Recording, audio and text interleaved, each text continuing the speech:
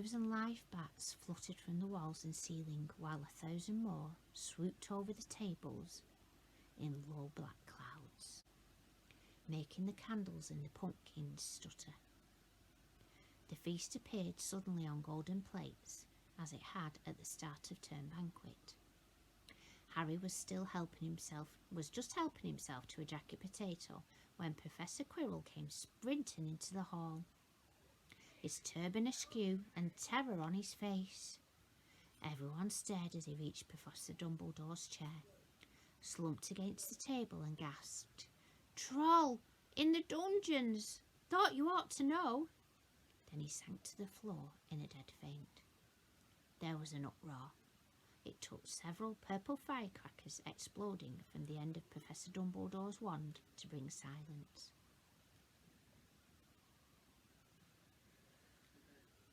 "Prefects," he rumbled, "lead your houses back to the dormitories immediately." Percy was in his element. "Follow me, stick together. First years, no need to fear the troll if you follow my orders. Stay close behind me now. Make way, first year's coming through. Excuse me, I'm a prefect." "How could a troll get in?" Harry asked as they climbed the stairs. "Don't ask me, they're supposed to be really stupid," said Ron. "Maybe Peeves let it in for a Halloween joke."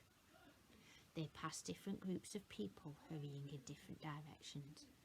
As they jostled their way through a crowd of confused Hufflepuffs, Harry suddenly grabbed Ron's arm.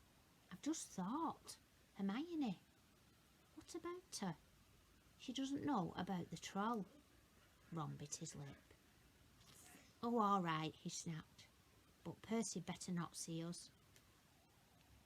Ducking down, they joined the Hufflepuffs going the other way, slipped down a deserted side corridor and hurried off towards the girls' toilets. They had just turned the corner when they heard quick footsteps behind them. "Percy!" hissed Ron, pulling Harry behind a large stone griffin.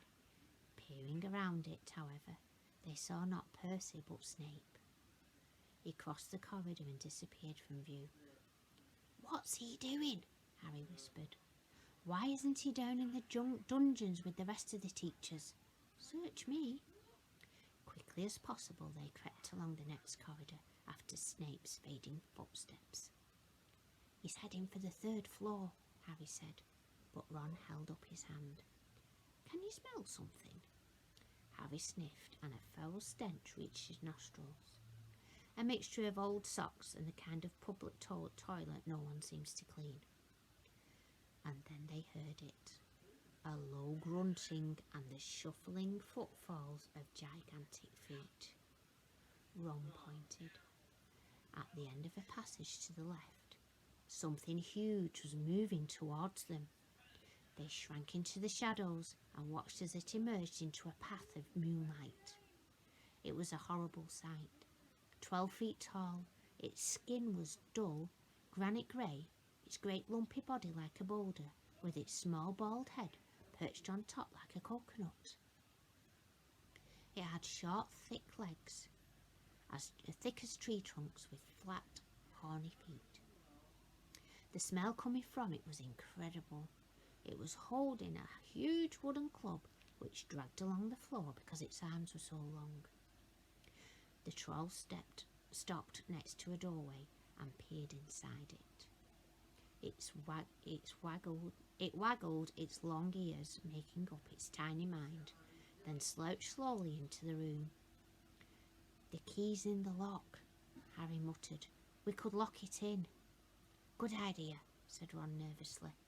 They edged towards the open door, mouths dry, praying the troll wasn't about to come out of it. With one great leap, Harry managed to grab the key, slam the door and lock it. Yes! Flushed with victory, they started to run back up the passage. But as they reached the corner, they heard something that made their hearts stop. A high, petrified scream, and it was coming from the chamber they had just locked up. "Oh no!" said Ron, pale as the bloody Baron. "It's the girls' toilets!" Harry grasped. "Hermione!" they said together. It was the last thing they wanted to do, but what choice did they have? Wheeling round, they sprinted back to the door and turned the key, fumbling in their panic.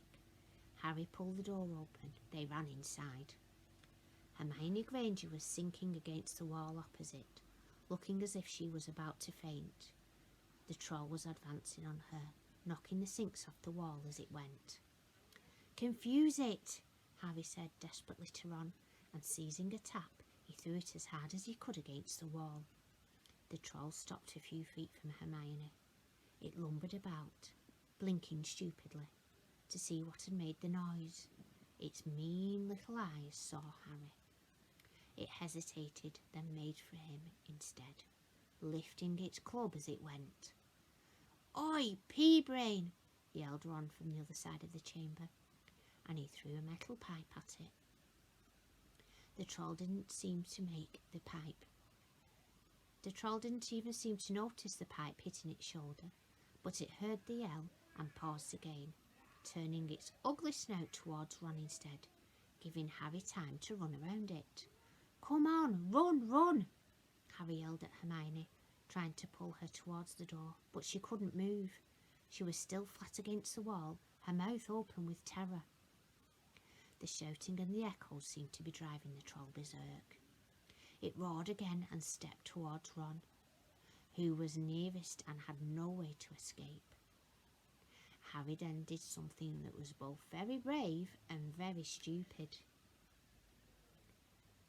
He took a great running jump and managed to fasten his arms around the troll's neck from behind. The troll couldn't feel Harry dangling there, but even a troll will notice you if you stick a long piece of wood up its nose, and Harry's wand had still been in his hand when he jumped. It had gone straight up one of the troll's nostrils. Howling with pain, the troll twisted and flared its club. With Harry clinging on for dear life, any second the troll was going to rip him off or catch him in a terrible blow with the club. Hermione had sunk to the floor in fright. Ron pulled out his own wand, not knowing what he was going to do. He heard himself cry the first spell that came into his head, Wingardium Levioso. The club flew suddenly out of the troll's hand, rose high up into the air, turned slowly over and dropped with a sickening crack onto its owner's head.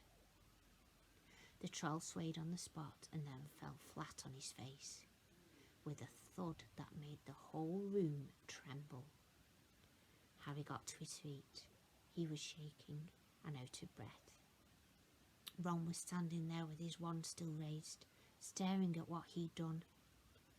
It was Hermione who spoke first. "Is it dead?" "I don't think so," said Harry. "I think it's just been knocked out." He bent down and pulled his wand out of the troll's nose. It was covered in what looked like lumpy grey glue. "Ooh, troll bogies." He wiped it on the troll's trousers. A sudden slamming and loud footsteps made the three of them look up. They hadn't realised what a racket they had been making, but of course someone downstairs must have heard the crashes and the troll's roars. A moment later, Professor McGonagall had come bursting into the room, closely followed by Snape, with Quirrell bringing up the rear. Quirrell took one look at the troll, let out a faint whimper, and sat quietly down on a toilet, clutching his heart. Snape bent over the troll.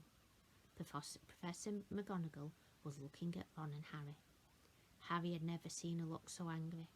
Her lips were white. Hopes of winning 50 points for Gryffindor faded quickly from Harry's mind. "What on earth were you thinking of?" said Professor McGonagall, with cold fury in her voice. Harry looked at Ron, who was still standing with his wand in the air. "You're lucky you weren't killed. Why aren't you in your dormitory?" Snape gave Harry a swift, piercing look. Harry looked at the floor. He wished Ron would put his wand down. Then a small voice came out of the shadows. "Please, Professor McGonagall, they were looking for me." Miss Granger. Hermione had managed to get to her feet at last. I went looking for the troll because I thought I could deal with it on my own. You know, because I've read all about them.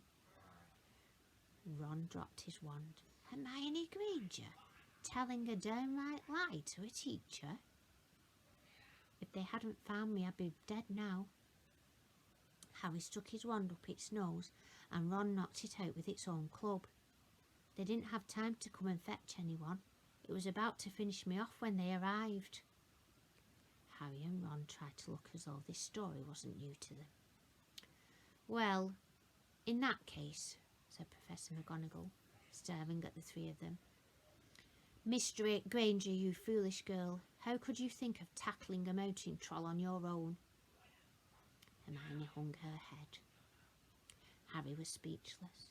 Hermione was the last person to do anything against the rules, and here she was, pretending she had, to get them out of trouble. It was as if Snape had started handing out sweets. Miss Granger, 5 points will be taken from Gryffindor for this, said Professor McGonagall. I'm very disappointed in you. If you're not hurt at all, you'd better get off to Gryffindor Tower. Students are finishing the feast in their houses. Hermione left. Professor McGonagall turned to Harry and Ron. Well, I still say you were lucky, but not many first years could have taken on a full-grown mountain troll. You each win Gryffindor 5 points. Professor Dumbledore will be informed of this. You may go. They hurried out of the chamber and didn't speak at all until they climbed 2 floors up. It was a relief to be away from the smell of the troll, quite apart from anything else. We should have got more than 10 points, Ron rumbled. 5, you mean, once she's taken off Hermione's. Good of her to get us out of that trouble like that, Ron admitted. Mind you, we did save her. She might not have needed saving if we hadn't locked the thing in with her, Harry reminded him. They had reached the portrait of the fat lady. Pig snout, they said, and entered. The common room was packed and noisy. Everyone was eating the food that had been sent up. Hermione, however, stood alone by the door waiting for them. There was a very embarrassed pause. Then none of them, looking at each other, they all said thanks and hurried off to get plates. But from that moment on, Hermione Granger became their friend. There are some things you can't share without ending up liking each other, and knocking out a 12-foot mountain troll is one of them.